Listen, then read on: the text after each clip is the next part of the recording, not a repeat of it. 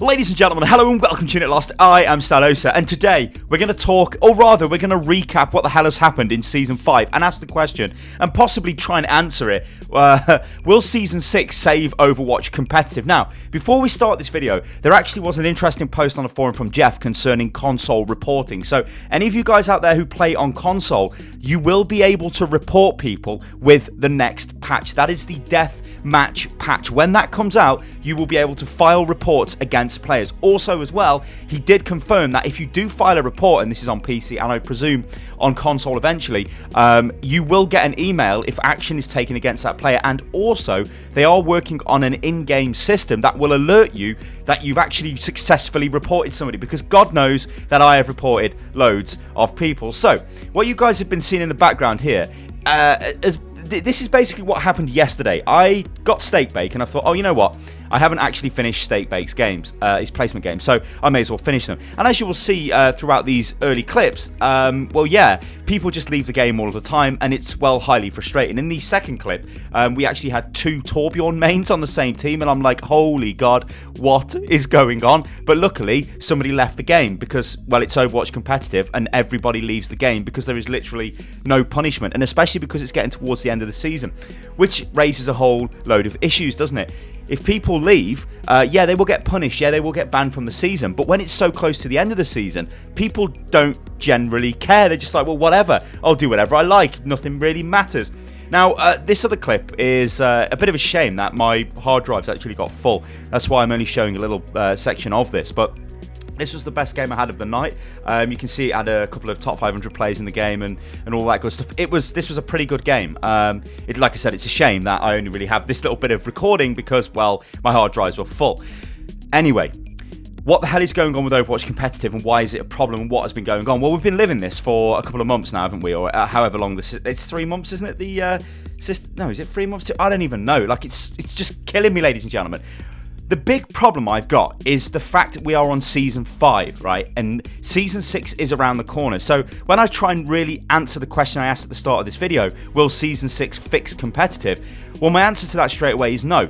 Not if it's just the same as this season. If it comes out and it's exactly the same, like, so we're looking at completely the same system, there's no changes. Yeah, we've got an increased punishment system, which is fine. Yeah, I've still seen literally tons of trolls. And of course, that video I made the other day where it kind of implied that 20% of games would generally result in a sort of a troll being in a team, which you could say is a result of something which is known in the statistical world as the bell curve effect, in a way, where you would expect 20% of games to be a loss because of that, because you've got 6 players on your team and then blah, blah, blah, blah, and all of that stuff. However, 20% is too high. I don't know whether that's the same for me, but it feels like it's the same for me, and it feels like it's worse, and it probably feels like that to you guys, and that's the problem.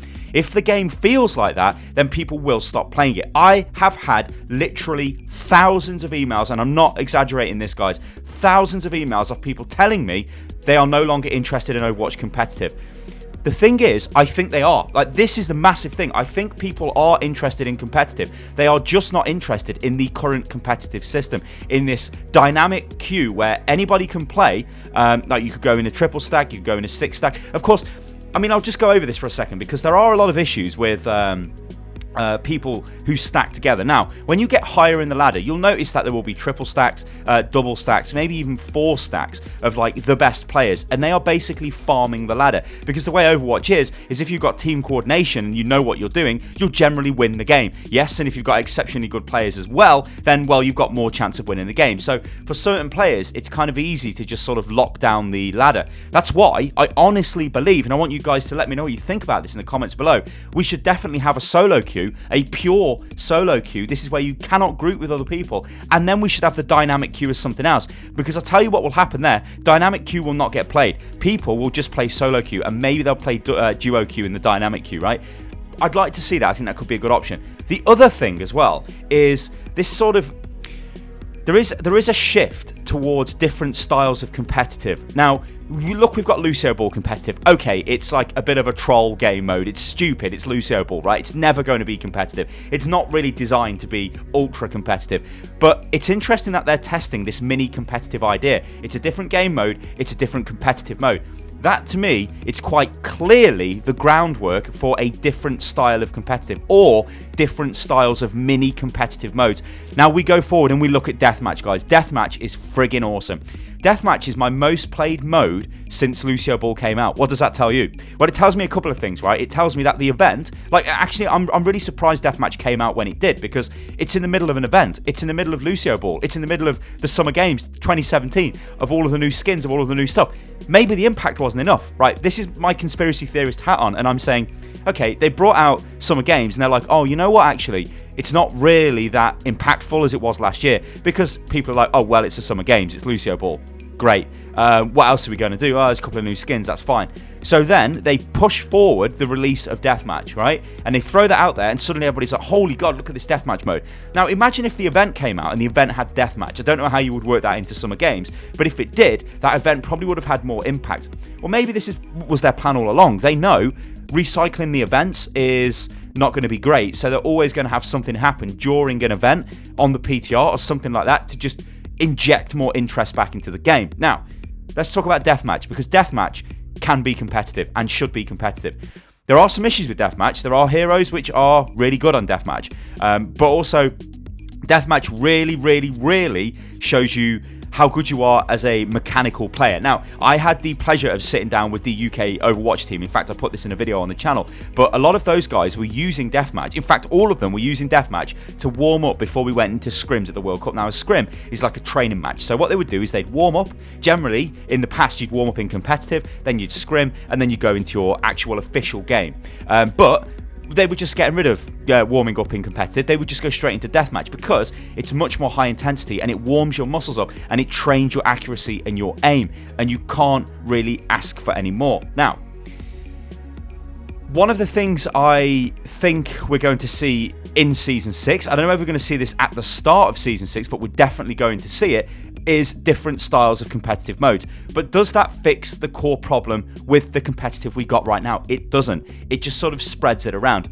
We also know that Jeff wants to look at limited elimination as a way of forcing people to swap heroes. He's been on record talking about this in the past, because of course, biggest problem with Overwatch right now is, and you could maybe say I'm part of the problem for this, but at the end of the day, it's my job to highlight these things, is if you are a main, if you basically play the same hero over and over again in competitive, and you get good with that hero, like, let's not beat around the bush here, ladies and gentlemen. You cannot play a hero and then play bad. You have to play well. But if you're playing the same hero over and over, then generally you should get better with that hero. Then you will actually go up in the ranks faster, because you are better than the average Torbjorn, let's say, because you play Torbjorn all of the time. So how do you force flex on people in Overwatch? Well, the first thing they're never going to do is force you to play a hero. I don't think they'll ever introduce a role select. Now, I would really like that, but the way a role select would be implemented in Overwatch could affect the game in a lot of strange ways. It could force metas, it could do all kinds of stuff, and I don't think they want to do that.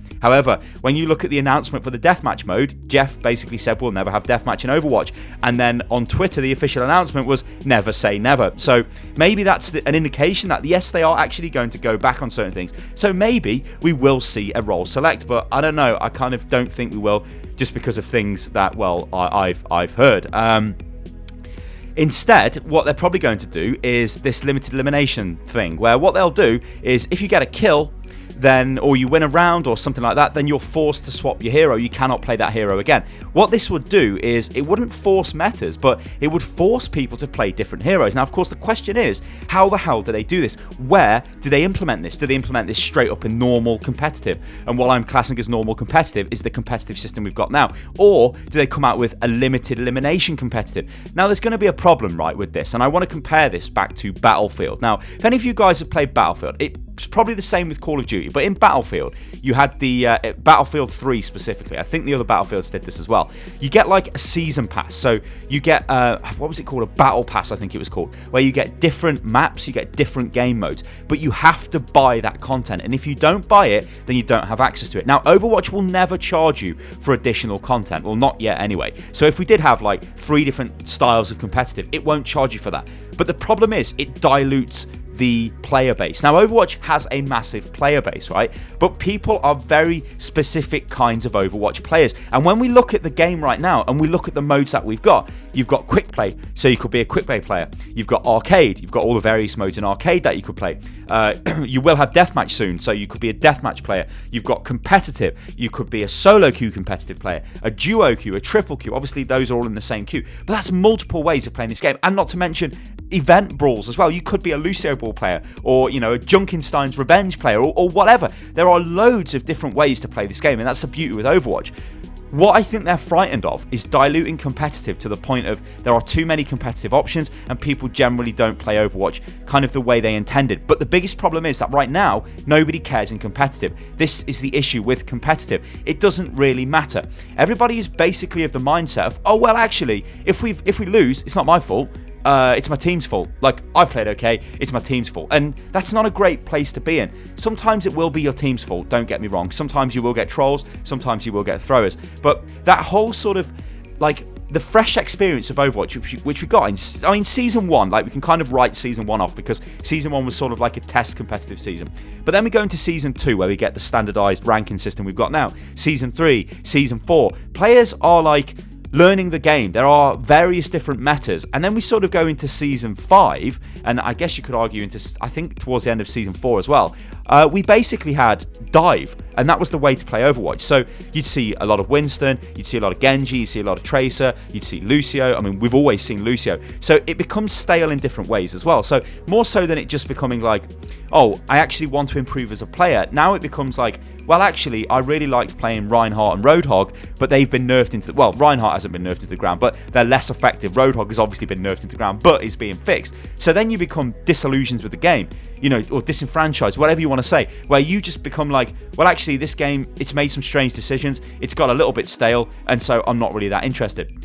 I want to end the video on this because I think the staleness of the meta could be a problem with Overwatch.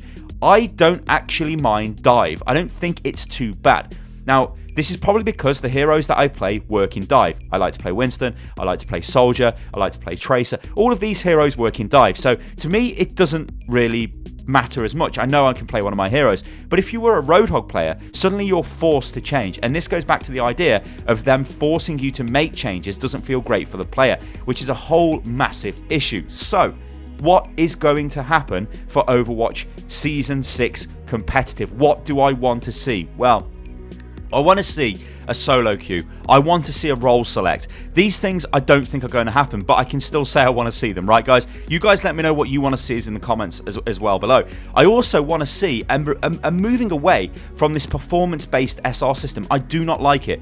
I think it's okay to rapidly adjust a player, and maybe you could do it after 10, you know, you do your placement games, and maybe you do 10 games after, and it's performance-based. But then after that, it's got to be team-based. This is a team game. This is a game where we've got to play as a team, as a unit, all together. Not just, I'm going to play this hero because I know I'm the best with, I don't know, McCree or whatever, so I'm just going to farm statistics. I don't care what my team are doing, because if we lose, oh, well, it doesn't matter. I'm only going to lose a little bit of SR, but if we win, I'll gain a lot. Whereas if I try and flex, if I try and fill the roles that we need to play, then, well, if we lose, I'm going to lose a load of SR. That is not what this game needs to promote. This game needs to promote teamwork, and it needs to change to accommodate that.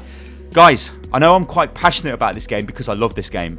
This game is, like, it has literally changed my life, and when I think about what I've done within Overwatch, it is so crazy. Like, all the events I've been to, all the people I've met, like Jeff, Scott, all of the main people involved, Tim, everybody involved with the game, been to all these events. It's just, this is such a brilliant game, and I just don't want its competitive to become stale, which I think it is in danger of becoming. If not, it already has become, and they really need to do something to spice this up. Alright guys, I've been Stylosa, so this is Unit Lost. You can follow me on Twitter, which is @UnitLostGaming. You can join the Discord as well, which is discord.gg/Unit Lost. And remember, let me know what you think about all of this in the comments below. Specifically, let me know if you've been playing less competitive, because I have.